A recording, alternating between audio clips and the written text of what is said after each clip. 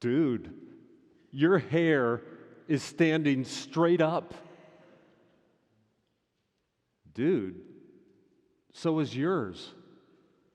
Wait, this isn't good. I was 20 years old, and I was hiking in the Colorado Rockies with a friend, and we're at about 12 or 13,000 feet above tree line, and suddenly a storm cloud had come over the mountain, and electricity filled the air. Our hair was doing an Einstein. If you're above tree line and you're the tallest thing standing, you are the target for a lightning strike. So I looked at my friend and said, "Run!" And we started running down that mountain as fast as we could. And when you're fearing for your life, you can run fast. And we're running to get to a stand of trees. We get into the pine trees, dive into a ditch, and wait it out.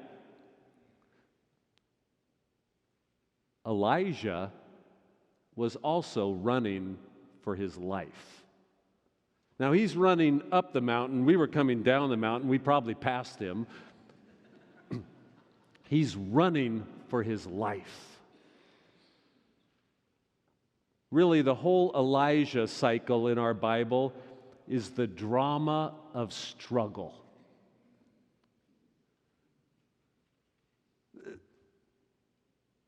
Every story, really, every story of humanity is the drama of struggle, because to live is to struggle.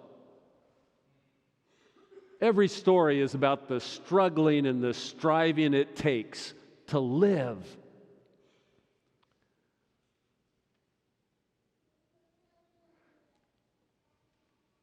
Our Bible is one long drama of struggle, and then trying to show that the struggle is worth it.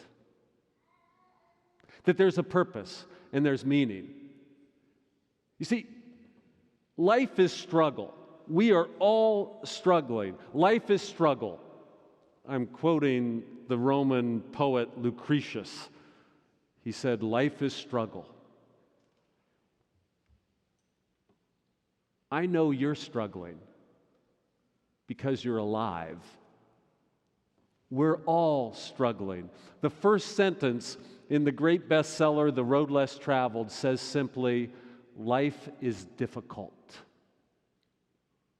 We're all struggling. Life itself is about trying to overcome the struggles, to overcome external resistance and internal resistance. Life is a struggle.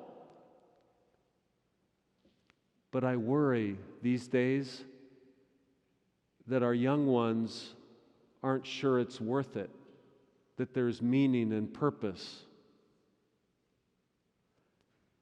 And then struggle can become despair.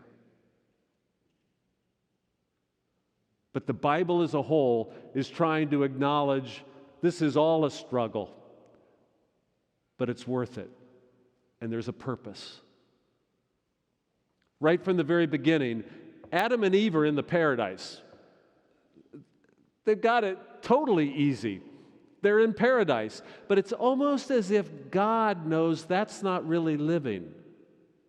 That if you're not struggling and surviving and striving, you're not really living.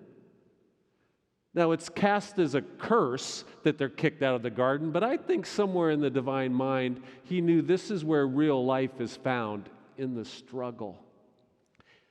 They have to move forth and struggle. And then the whole story, Abraham has to move into a new land. He's told to kill his son, and then Isaac's never the same, and then Jacob had to go on the run and actually wrestle God, and then Joseph is thrown into the pit and into slavery. It's all struggle, and it wasn't easy for Sarah and Rebecca and Rachel either, because it's all struggle. And then you come up into the Hebrew prophets, and they're struggling, and then King David, oh, the struggles he faced. Life is in the overcoming.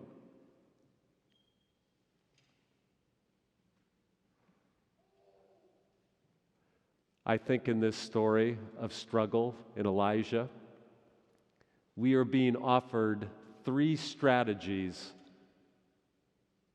as we face our struggles. 3 sort of hacks on how to make it through struggle. First, to not judge oneself too harshly during the struggle. We'll always think it must be about us. And you'll begin to judge whether it's your fault or you're not good enough. Don't judge yourself in the struggle. And then number 2, don't go on the run. That would be the tendency to run. And thirdly, can you discover the still small voice? Okay, let me work through these strategies. So in this story, you heard so beautifully told by JC that Elijah had a success. There are peak moments in life on Mount Carmel, but immediately he's back in the struggle, he's despairing, he ends up under the broom tree. And did you see in your text what he said? He thinks he's no good. He says, I'm no better than my ancestors. You see, this is what we'll do when we're struggling. We'll judge ourselves too harshly. This has to be my fault. You'll compare yourselves to others. You'll look, and they don't seem like they're struggling. Listen, everyone's struggling. That's an illusion. But this is what your mind will do. You think, they don't seem to be struggling as much as I am. Or they must be better than me. They have their life together. No one has their life together. But that's what we'll do. And then we'll judge ourselves. So in the midst of the struggle, what we'll do is compare ourselves to others, and we always compare the worst things going on in ourselves to the best things happening for other people. That ain't fair. And you'll imagine somehow you're not equal to it. You'll judge yourself. I can't handle this. I'm not good enough. Never was. And this story has then an angel coming and ministering to him. Something about that angelic presence helped him go easier on himself. But he's still struggling. He's able now to get up. He was going to stay under that tree and die. But he was able to get up. You know, in our struggles, just getting out of bed in the morning and facing the day can be hard. He's able to get up, and then he goes to the mountain. So, first hack, don't judge yourself too harshly in the struggle. We're all struggling. But then when he goes to the mountain, did you notice he goes into a cave? This is the original man cave. And I know you think, when a guy goes into his man cave, it's maybe just to have fun, but usually it's because we're feeling anxious and a little overwhelmed, so we got to go into the man cave. And there he is, and he's still struggling. And now the next hack here is don't stay on the run. Don't go on the run. See, he's been on the run. He's still really running. But this is key. In facing our struggles, don't run. I mean, that's the tendency when there's chaos around us. I had a good friend of mine who was a CEO, and he said when he'd pull his top management team together, and if the meeting was going really bad and everything looked too overwhelming, he would just yell out all of a sudden, "Run! Everybody run!" That's a natural reaction. But this story is telling us, don't run. Have you ever heard of Abraham Maslow? He was one of the great psychologists of the mid-20th century. He sort of helped reorient the whole discipline of psychology. Because before that, it had a very negative approach. It basically looked at human beings as a bag of symptoms, like a whole package of pathologies. But he turned it to a more positive orientation, to look at each human being as a set of possibilities, potential, gift. Abraham Maslow thought that if a human being could have their basic needs met, they then would be able to self-actualize, is what he called it, attain their potential, live into their fullness. And he issued a warning. He said, if any human being chooses to be less than they could be, they will be forever miserable. He said, any human being, if you purposely choose to not reach your potential, you will be miserable. And he outlined what he called the Jonah Complex. And he believed many of us can suffer at times from the Jonah Complex. That's when you run away from your potential greatness. You see, based on the story of Jonah, where God is telling Jonah to go to Nineveh, but Jonah keeps running the opposite direction. So he calls this the Jonah Complex. I think Elijah had the Jonah Complex, which is sort of odd because Jonah comes later in the biblical story, but Abraham Maslow said we can have a Jonah complex taking place in us in very subtle ways in our life. So when you're about to face a new challenge, life is a struggle. When you're about to face a new challenge, like maybe a new career or a job change, or maybe you're getting married, that when you're about to face a challenge, you might not be able to distinguish within yourself humility and self-denigration. And you might say to yourself, I'm not capable to do this. I'm not good enough for this new challenge. And you might think that's humility, but it's actually self-denigration. The Jonah complex will slightly alter your perspective. Or you will worry if you have this, let's say you get a big promotion at work. You think, I'm not good enough, but also you might try to evade the added responsibilities. Living up to our own potential would mean more responsibilities, and most of us want to evade that. So he says the way the Jonah complex plays out can be very subtle, but you have to watch out. You could be running away from your potential at any moment.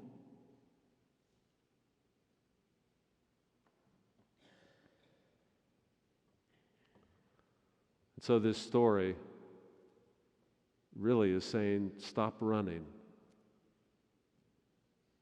You have more capabilities than you can imagine. Stop running.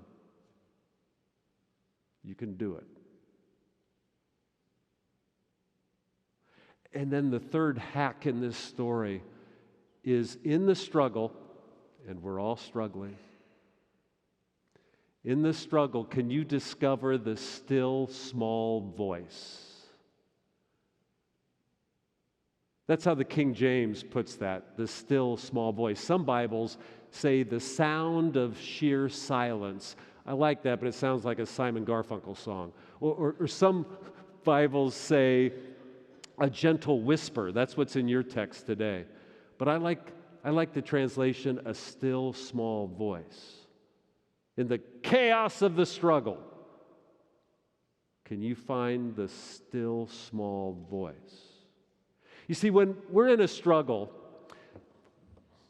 when you're in the fight, and we're always just in the struggle, sometimes you might want God to do something spectacular. This would be natural. You just want God to intervene and take care of it. That would be natural. But in this story, God's not in that power, or that earthquake, or that wind. God's not in the spectacular. The way God intervenes or weaves into our lives is in the subtle, offering possibilities, invitations. Can you find that still small voice of possibility in the struggle?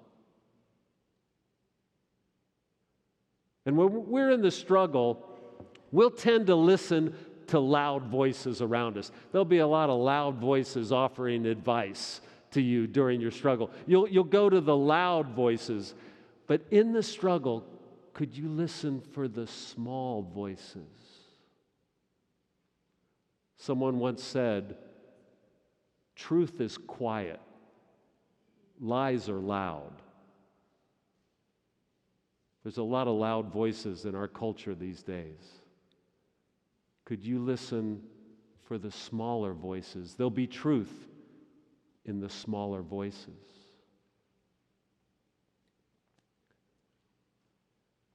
When I was in college, I had a friend who was very retiring as a personality, really quiet, really introverted. But he was brilliant and funny. So I had a strategy. I'd be with him at parties, and he'd say something so funny, but nobody would hear it. So I just would repeat what he said. I was like the life of the party, right? Or we'd be at an intellectual gathering. This guy was whip smart, and he would say something luminous, but no one would hear him. So I just would repeat it. People would think I was smart. See, because I tend to be loud. Wait, lies are loud, aren't they?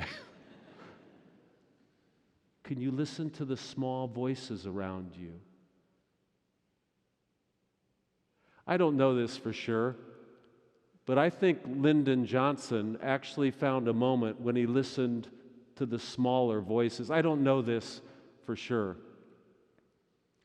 First, let me describe a moment when Lyndon Johnson was in a conference room. A friend of mine, now a very elderly woman, was actually the aide there to Lyndon Johnson, and Lyndon Johnson's other aide was Bill Moyers, and they're in a conference room with a bunch of senators, and Lyndon Johnson on one end of the table says to Bill Moyers, "Could you offer a prayer, Bill?" And Bill said, "Sure," and everyone bowed their head, and Bill started to pray. But Bill Moyers has a very soft voice. And Lyndon Johnson was on the other side of the table, and he says, "Bill, we can't hear you down here." And Bill Moyers looked up and said, "I'm not talking to you."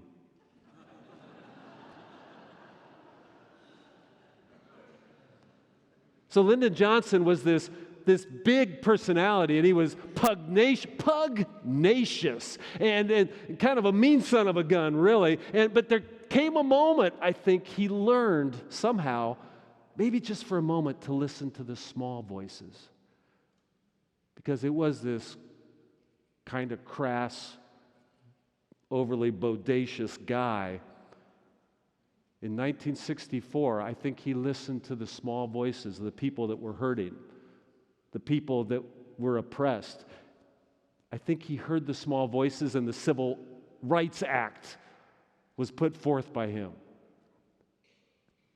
He was listening to the small voices. That's where truth resides. And then the next year, the Voting Rights Act. I don't know this for sure, but I think in the midst of the struggle, he finally heard the small voices.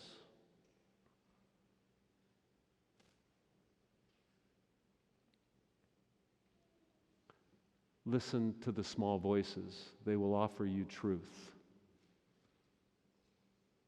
You're in the struggle. Listen to those suffering around you, the small voice. It'll be truthful. I think also in some way in this story, that still small voice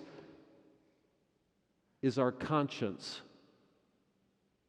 I think on one level in this story, it's talking about how Elijah finally heard that voice of his own conscience, or maybe the God within, or however you think of the conscience. But you have one. You're in a struggle, but you have a conscience. You have something deep within. Either it's the soul or the God within, or this part of you that knows what's right and what to do. You have it. But in the struggle and in the chaos, your conscience can easily be overwhelmed. You have this goodness within you, but you can become so anxious and so fearful, it's just overwhelmed. You could lose track of it.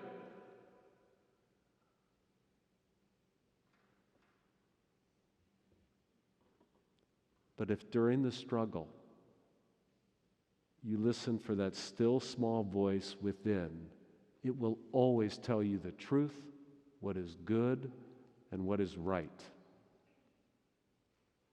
It'll be your compass in the struggle.